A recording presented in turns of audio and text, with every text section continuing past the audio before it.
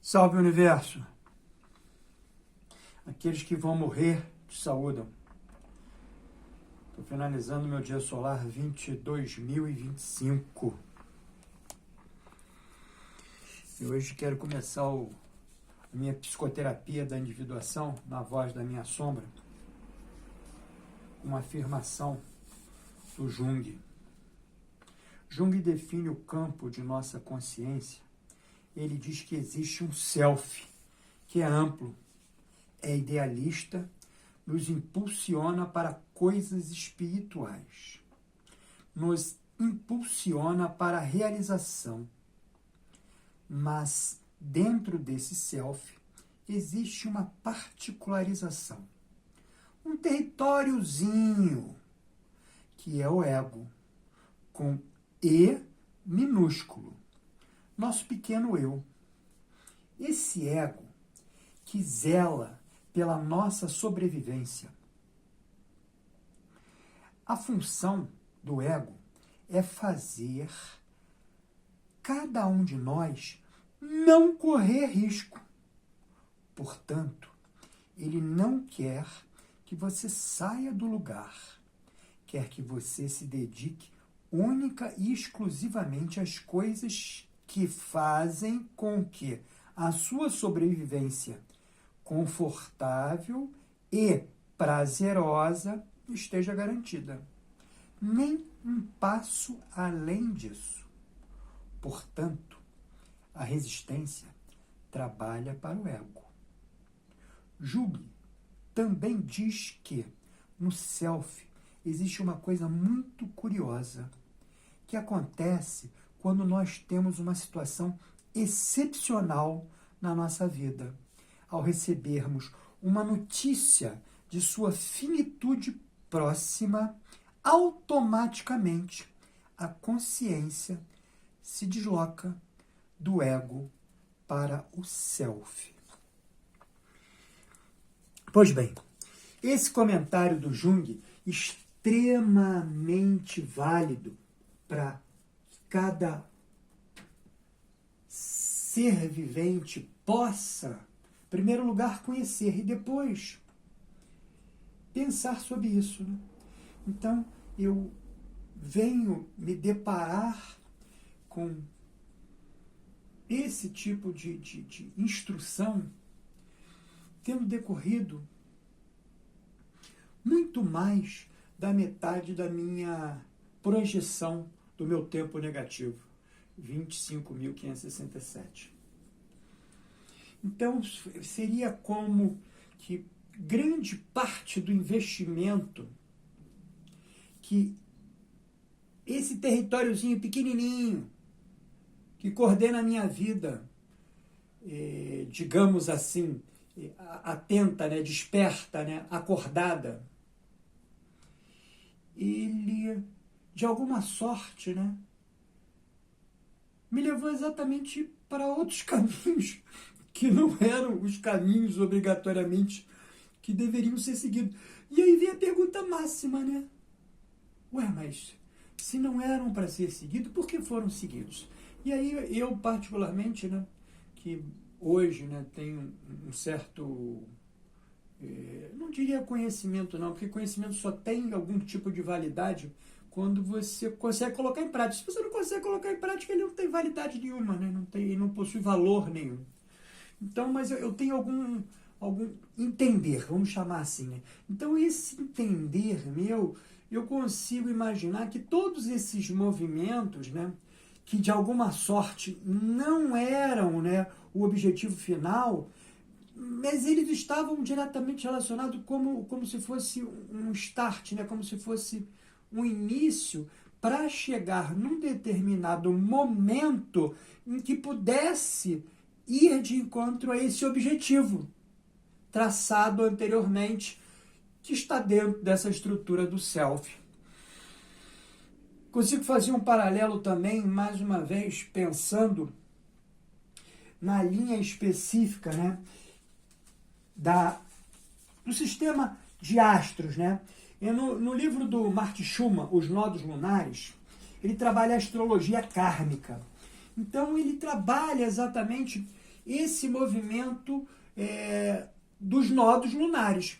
E é super legal, eu tive a oportunidade de ler algumas vezes já, é super legal perceber que em todos os movimentos, né, o ingresso no nodo sul para a saída no nodo norte, o tempo de permanência nesse nodo sul, na grande maioria do livro, é superior à metade da vida. Então, ou seja, o indivíduo passa dentro do processo encarnatório metade da existência dele fazendo algo que não era para ser feito.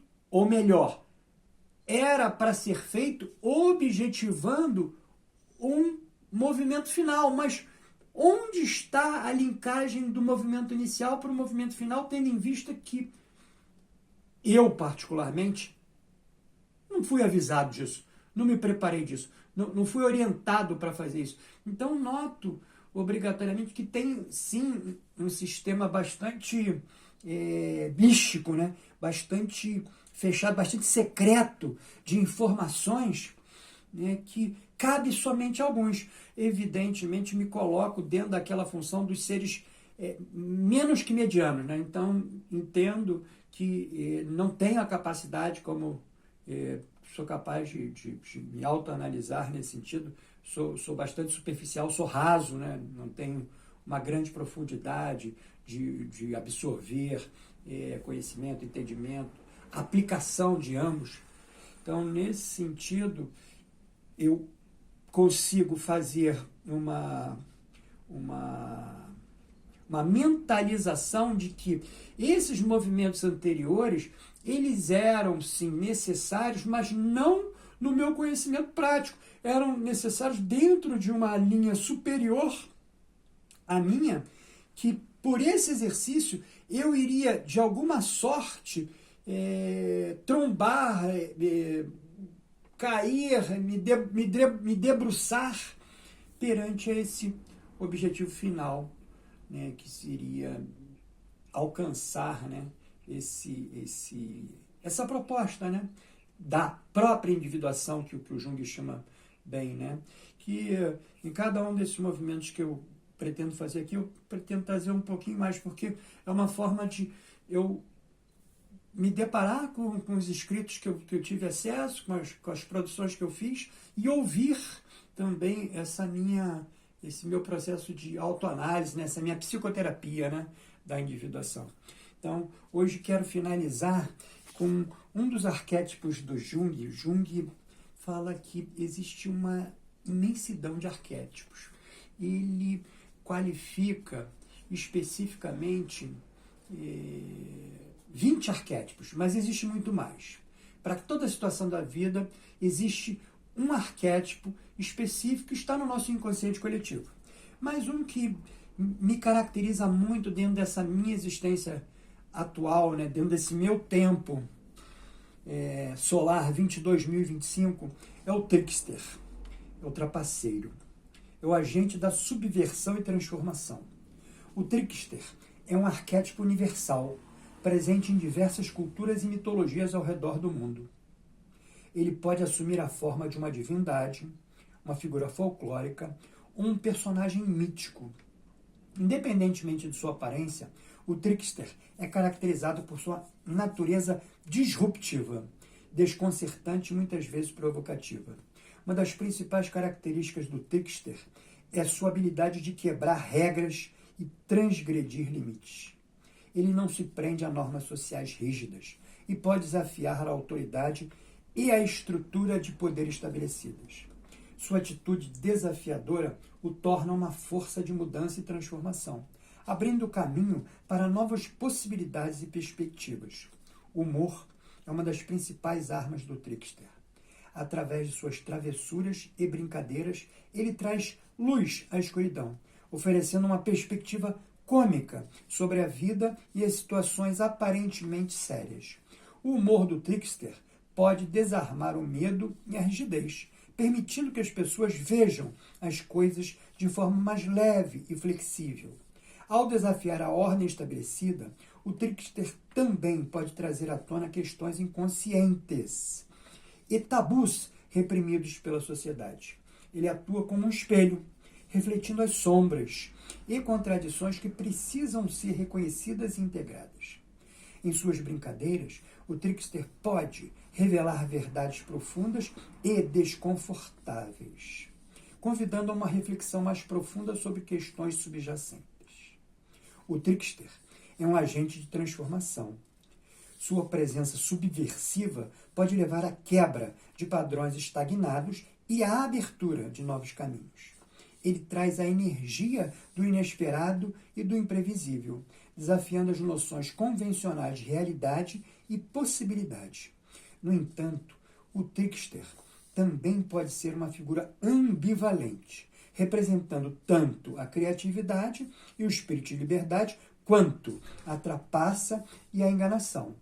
Sua natureza dual reflete a dualidade da própria vida, com suas contradições e ambiguidades. Integrar o arquétipo do trickster em nossa psique envolve equilibrar sua energia brincalhona e subversiva, com uma consciência ética e responsável. Aprendemos a abraçar a criatividade e a irreverência, sem cair na manipulação ou na falta de responsabilidade.